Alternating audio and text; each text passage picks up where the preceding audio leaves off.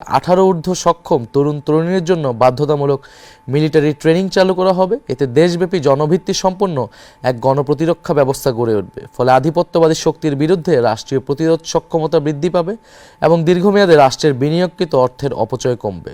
খনি হাসিনা তার শাসনামলে সশস্ত্র বাহিনীকে রাষ্ট্রের বহিঃশত্রুর বিরুদ্ধে ব্যবহার না করে দলীয় স্বার্থে নিজ দেশের সাধারণ মানুষের বিরুদ্ধে ব্যবহার করেছে। এর ফলে আমাদের সশস্ত্র বাহিনী কার্যত দুর্বল ও অকার্যকর হয়ে পড়ে।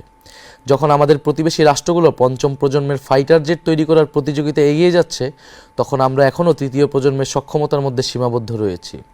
বর্তমান কাঠামোতে ডিফেন্স বাজেটের প্রায় 70% কর্মকর্তা কর্মচারীদের বেতন ভাতায় ব্যয় করা হয়, যা দীর্ঘমেয়াদে রাষ্ট্রের জন্য একটি অকার্যকর ও অস্থিতিশীল ব্যবস্থা হয়ে দাঁড়িয়েছে।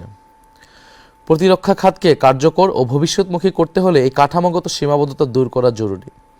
আমরা যদি সরকার গঠন করতে পারি, প্রতিরক্ষা ব্যবস্থাকে সম্পূর্ণভাবে পুনর্গঠন করব। আমাদের লক্ষ্য হবে বাহিনীর সংখ্যা বাড়ানো নয়, বরং গুণগত মান বৃদ্ধি করা।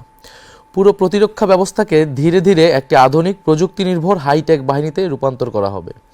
একই সঙ্গে দেশের 18 ঊর্ধ্ব সক্ষম তরুণ তরুণীদের জন্য বাধ্যতামূলক মিলিটারি ট্রেনিং চালু করা হবে। এতে দেশব্যাপী জনভিত্তি সম্পন্ন এক গণপ্রতিরক্ষা ব্যবস্থা গড়ে উঠবে। ফলে আধিপত্যবাদী শক্তির বিরুদ্ধে রাষ্ট্রীয় প্রতিরোধ সক্ষমতা বৃদ্ধি পাবে এবং দীর্ঘমেয়াদে রাষ্ট্রের বিনিয়োগকৃত অর্থের অপচয় কমবে।